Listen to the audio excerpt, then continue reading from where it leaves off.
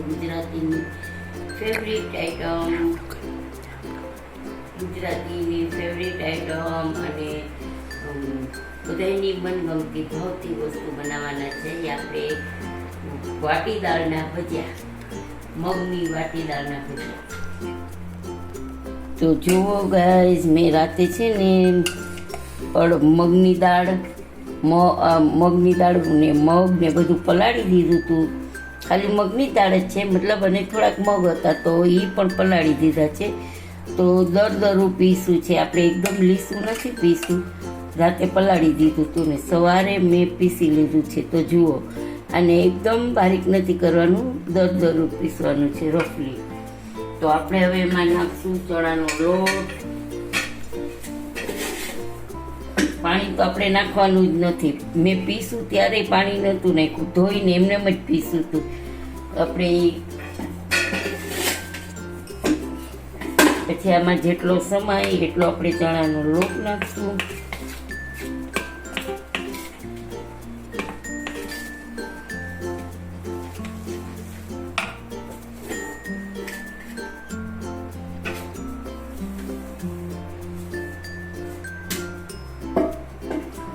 તો 2 વાટકી જેટલો ચણાનો લોટ જોઈ ગયો છે આપણે આમાં.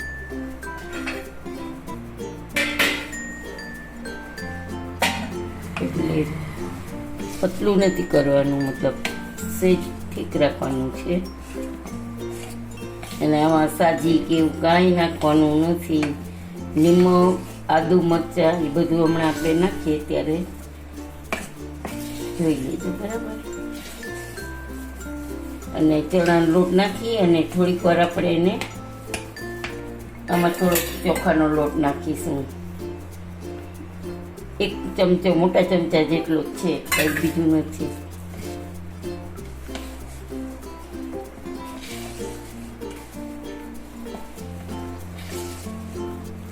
જોઈ શકો છો આપણે બરાબર મિક્સ થઈ ગયું છે અને આટાના ફોર્મમાં આવી ગયું છે કે આપણે લોટ બાંધ્યો હોય ને એટલું કઠણ છે.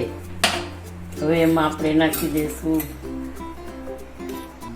1 ચમચી ઉપર 2 ચમચી જેટલા આદુ મરચાંની પેસ્ટ છે. નિમક નાખશું.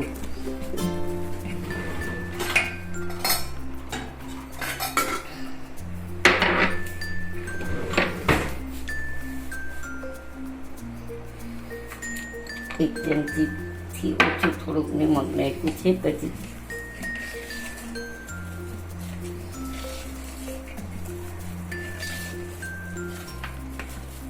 પછી બનાવવા ટાણે આપણે થોડીક હળદર અને હિંગ નાખશું.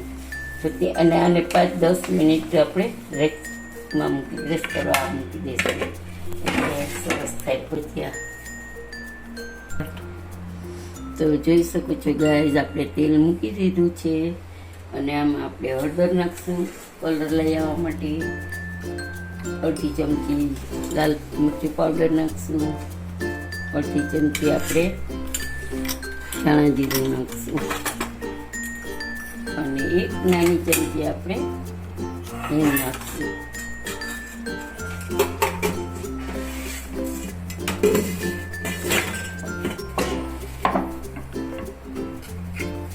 બધું આપણે મિક્સ કરી દઈશું. આટલું કઠણ રાખવાનું છે, જુઓ આટલું, કે જેથી કરીને આપણે વાટીદારના ભજીયા પાડવામાં વાંધો ન આવે.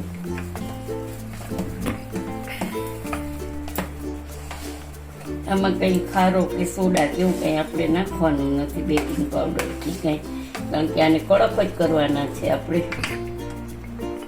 તો 1 વાટકો હતો, મેં એમાં આમ કપડું બાંધી લીધું છે ભીનું કરી અને આમ પાણી લગાવી લીધું છે. તો આપણે આવી રીતે લઈ 1 નાનું લઉં, પછી આપણે એમાં આમ પાડી દઈશું, આમ કરીને, અને 1 નાની ટીકી જેવો શેપ આપી દઈશું આપણે. તો આપણું તેલ આવી ગયું છે. ચાલો આપણે મૂકી દઈએ.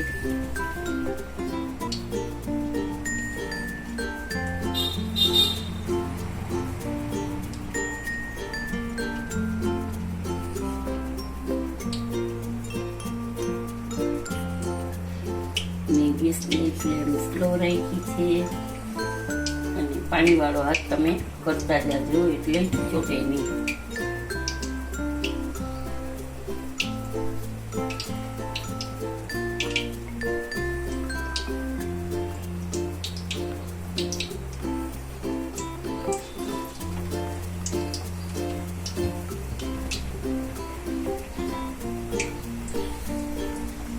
જોઈ શકો છો આવી રીતે કરશો ને તો તમને કરવામાં વધારે ફાવશે. હાથમાં છે ને ચીપકી જશે અને એવું લાગે તો બીજો હાથે આપણે પાણીવાળો કરી લેવાનો.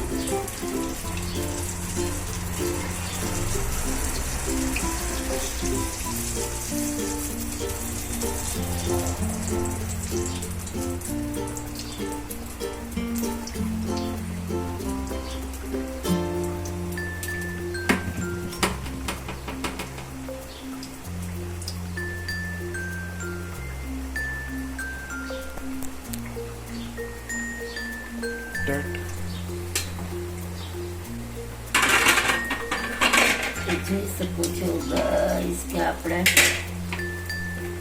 ગોળાને હજી અડવાનું નથી. આપણે એને કારણ કે થઈ જાય એટલે આ પૂડા ઉપર આવી જશે. એક સાઈડમાં પડી ગયું ને તો ચોટી ગયું છે. તો જોઈ શકો છો બધા આપણા સરસ રીતે થઈ ગયા છે. આ વાટીદારના ભજીયા એકદમ કડક અને ક્રિસ્પી થશે.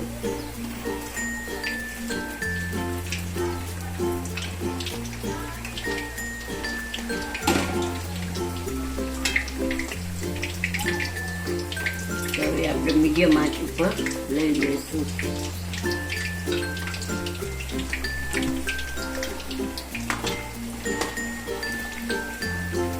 જો ફૂલે છે ભજીયા સરસ. અને બહુ પતલા નથી કરવાના, સેજ એને આમ થોડાક ભૈરા રાખવાના છે આપણે.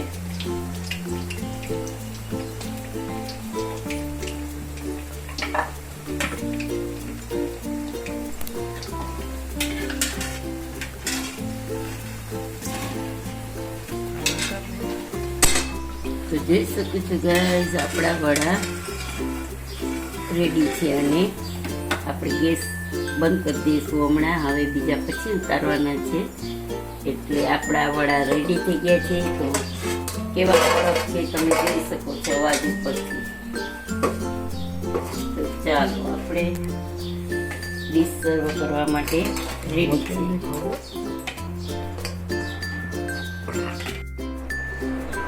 તો જોઈ શકો છો ગાઈઝ કે આપણી વાટીદારના ભજીયા તૈયાર છે. તો જોઈ શકો છો તમે કેટલા ક્રિસ્પી છે, એકદમ કડક છે અને ખાવામાં પણ તમને આમ એકદમ મજા આવે એવા કડક છે. જોઈ શકો છો કે કેવા સરસ થઈ ગયા છે. એની સાથે આપણે લીલી ચટણી બનાવી છે, ટમેટો કેચઅપ છે તે પણ ઘરનું જ છે. તો આજની રેસીપી તમને કેવી લાગી તે મને જરૂરથી જણાવશો. સબસ્ક્રાઈબ કરજો, કમેન્ટ કરજો, ફોલો કરજો